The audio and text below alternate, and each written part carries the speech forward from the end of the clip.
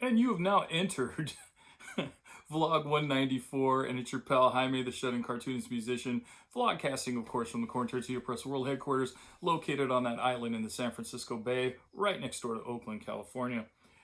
Finishing up my, I'm halfway through my second and last cup of organic French roast, Pete's to be exact. And I think we might have one more pot of beans left for tomorrow, and then we're going to jump right into the Stumptown, our last bag of Stumptown that Jorge sent to us. So I'm excited. I like trying all these different things. This is for all you coffee drinkers out there, coffee enthusiasts that are playing at home. Also in the pike, we went to the grocery store this morning, shopped for everybody. We were there early, of course.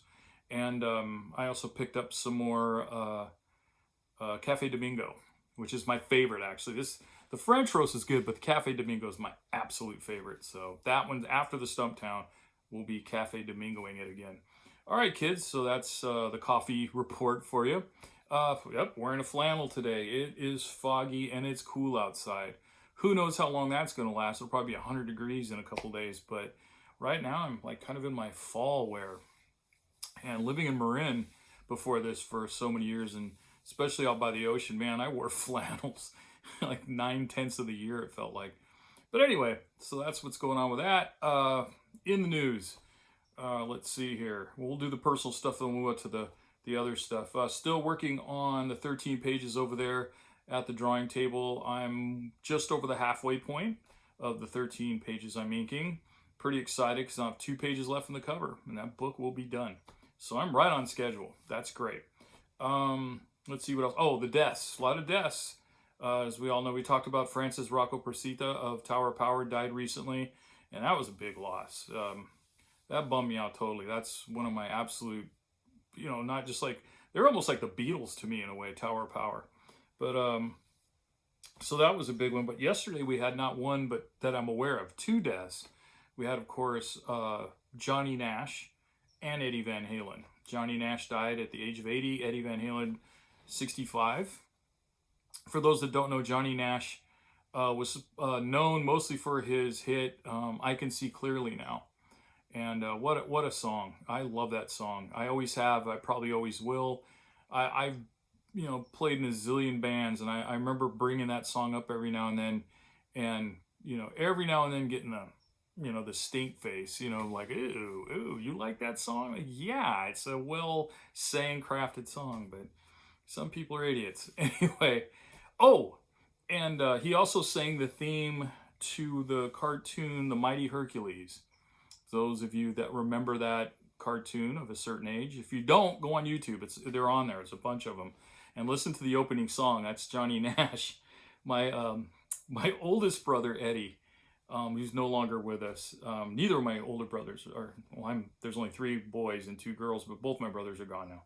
But my oldest brother, Ed, I used to go up to Sacramento where he was living, and we'd go to coffee or have food or something and sit there and chatter away about, things. And we were talking about singers, and Johnny Nash came up, and of course we both were commenting how we like his song and his voice. And then my brother pointed out, he goes, well, you remember that Mighty Hercules cartoon? He sings the lead to that. I go, yeah, that's right. I remember that. And my brother takes a sip of his coffee, and he looks at me and he kind of smiles and he goes, yeah, he was one of my people. And I go, oh, what would be one of your people, Ed? And he goes, he says, well, he was gay. And I go, oh, yeah, I think I knew that. And he goes, well, listen, next time he goes, you get a chance ever, if you can find it, listen to the lyrics of that song. Now, this is before YouTube and stuff, so it was a while later. And I was just looking at Ed going like, what do you mean? And he recited the line to me. He goes, fire in his eyes, iron in his thighs. And then we both just started howling. And I go, oh yeah, he's definitely at the Folsom Street Fair, which made my brother laugh even more. I miss my brother Eddie so much. But yeah, Johnny Nash, he was really a great talent. He was a producer too. He produced a lot of great R&B. Now bringing us, of course, to Eddie Van Halen. And a giant amongst rock guitarists. I mean, he's way up in there, man. And anybody that doesn't even know that knows that, if that makes sense. I first became aware of Van Halen, their first album, I was a junior in high school. I remember the first time I heard their music. I can remember the song because it was a cover tune. It was the Kinks, "You Really Got Me." And it was on a friend's car radio, and we're driving along, and I'm like, I turned it up, and I'm like, holy shit! And he's looking like, wow. And then after the song ended, some other crap song came. I turned it back down and go, man, I guess Dave Davies like is in another band and took guitar lessons, because that definitely wasn't Ray singing, and the drum time signature at the beginning was kind of off, and it was just fucking crazy. And then a few songs played, and the announcer came on and back announced the whole thing. And that's where he said, that was, I didn't catch the name. I heard Van something. It's like, God damn it. So for like a week or two, I'm trying to tell friends about this amazing song I heard by a band called Van Gelder. Oh, I'm such an idiot. And I'm sure I picked that name because like a few years before, when I was in junior high, I was dating this really cute girl from another junior high school I met through a friend, and her last name was Van Gelder. So that was my association. That's all I could probably connect to it. And of course, my friend Arturo bought the album when it came out, and I was over at his house, and I go, Van Halen, that's them. And just ripped our heads off. We were just like, holy shit, these guys are, this guitar player, what is going on? And we saw them later that summer. For those of you that didn't grow up in Oakland, or I mean in California, but in Oakland, the Coliseum, every summer, spring to summer, I can't remember, it's been a long time, they would have this series called The Day on the Green. Being green being the baseball field or football field, whatever sport was being played. But they would have 5 bands. I mean, I saw Led Zeppelin there. This particular concert, though, was, here I'm pointing again, was Aerosmith was the headliner. I was there to see Aerosmith. And I knew Van Halen was one of the opening bands. And I was like, ooh, God, I can't wait to see these guys. Foreigner was there. I remember that. And I couldn't understand, like, why is Foreigner here? Because to me, they were like the Archies of rock music or something. They just like, what the fuck? And then this band called AC/DC, which I never heard of. And then when I saw them, I was like, wow, these guys are fun. This is a fun band. I actually look at AC/DC kind of like the Ramones almost. You know, they were both, the differences, the Ramones were just faster and AC/DC had a guitar solo, you know. But anyway, I digress. So saw Van Halen there. I mean, I remember that was the only band I scooted towards the front. I never went to the front. I always kind of sat in the seats or whatever and hung out with my buddies, and we snuck in contraband we'd imbibe on.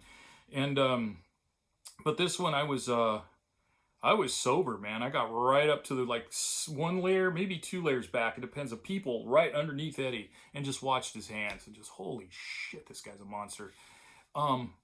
That guy just really, it was just a game changer. The first album, his style of play, the way he approached music too, was just otherworldly. It was, not since Hendrix. And you got to keep in mind, I'm not comparing him to Jimi Hendrix, I'm just saying the impact.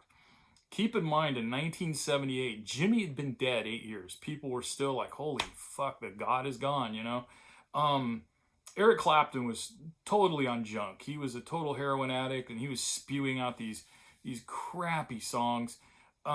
Jeff Beck was working on vintage cars. He wasn't really playing much music at that point. And Jimmy Page was a drunk, he'd even tell you, and he was in the very soon-to-be-over bloated Led Zeppelin with, you couldn't even get anywhere near the stage, and that was just the overindulgence of that style.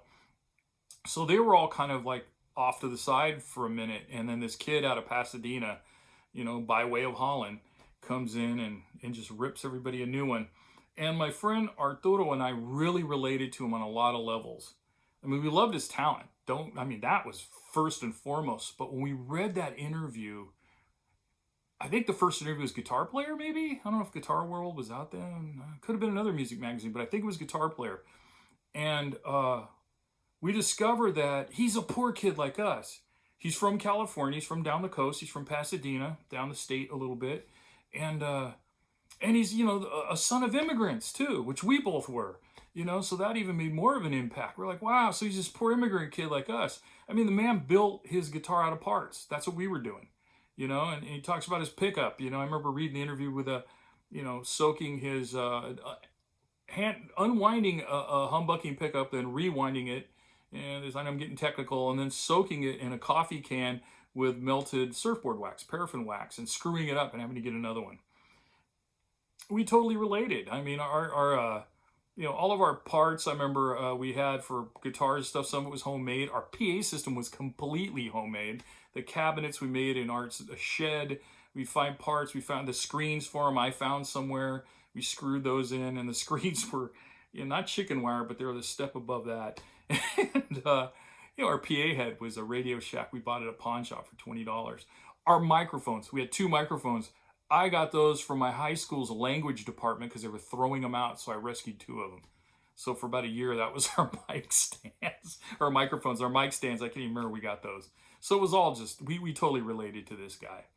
But geez Louise, man, how he just changed the face of rock guitar is still felt today. And he also, in the 80s, he kind of opened up that whole can of worms of the shredders in. So we had a long list of the Yngwie Malmsteen, Steve Vai, Joe Satriani, and all that. That music doesn't really speak to me at all, but I do respect the talent and all that goes into it. It's just not my cup of tea. I like food, but I don't like Brussels sprouts. So there you have it. So anyway, Ed's gone, age 65, and the rest of us guitar players get to move up a step. Anyway, that's pretty much it for me. This is a long one. I apologize for that, but I really had to go on about these guys.